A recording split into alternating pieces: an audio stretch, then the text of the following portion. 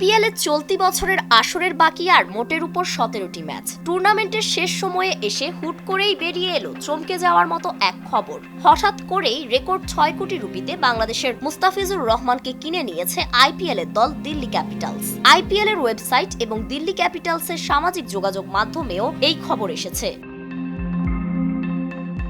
দিল্লিতে তো ডাক পড়েছে ফিজের, কিন্তু আইপিএল এ খেলতে কি পারবেন শেষ পর্যন্ত?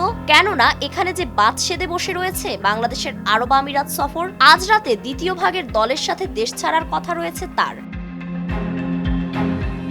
শারজায় আগামী 17 ও 19 মে আরব আমিরাতের বিপক্ষে 2 ম্যাচের টি-20 সিরিজ খেলবে বাংলাদেশ। এদিকে আইপিএল এর লিগ পর্বে দিল্লির শেষ 3টি ম্যাচ হবে 18, 21 ও 24 মে। কাজেই আমিরাতে সিরিজ খেললে দিল্লির হয়ে প্রথম ম্যাচে খেলতে পারার কথা নয় মুস্তাফিজের। তবে 19 মের পর তিনি চাইলে ও বিসিবি অনাপত্তি পত্র দিলে মুস্তাফিজ আইপিএল এ যোগ দিতে পারেন। যদিও এখনো বোর্ডের কাছ থেকে আইপিএল খেলার জন্য ছাড়পত্র চাননি কাটার মাস্টার। মুস্তাফিজ শারজায় জাতীয় দলের হয়ে সিরিজ খেলবেন নাকি 18 মে থেকে আইপিএল খেলবেন দিল্লির হয়ে? বিকেলে মুঠোফোনে এ বিষয়ে জানতে চাওয়া হয়েছিল বিসিবির প্রধান নির্বাহী কর্মকর্তা নিজামুদ্দিন চৌধুরীর কাছে। তিনি বলেছেন, আমাদের কাছে এখনো মুস্তাফিজ বা তার হয়ে কেউ অনাপত্তিপত্র চায়নি। কেউ অনাপত্তিপত্র চাইলে তারপর এটা নিয়ে আলোচনা ও সিদ্ধান্ত হতে পারে। আমরা এটাই জানি, মুস্তাফিজ জাতীয় দলের হয়ে সিরিজ খেলতে আমিরাতে যাচ্ছে।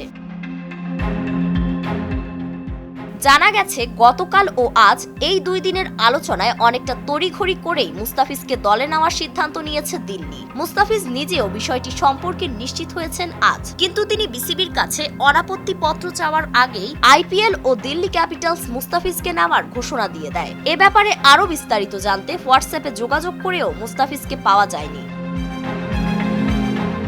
6 কোটি রুপি মূল্য ওঠায় মুস্তাফিজই এখন বাংলাদেশিদের মধ্যে সবচেয়ে বেশি টাকায় আইপিএল এ ডাক পাওয়া ক্রিকেটার। এর আগে 2009 সালে $6 লাখ দিয়ে মাশরাফি বিন মুর্তজাকে কিনেছিল কলকাতা নাইট রাইডার্স, বাংলাদেশি মুদ্রায় যা ছিল 4 কোটি টাকার কাছাকাছি।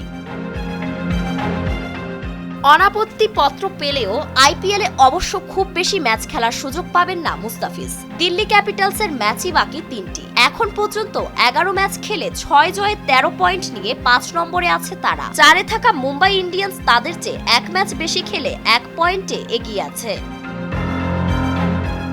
এখন দেখার বিষয়, ফিজ বেছে নেবেন কোনটিকে। সিরিজ খেলবেন তিনি দেশের স্বার্থে নাকি হার মানবেন আইপিএল এর অর্থের ঝনঝনানির কাছে?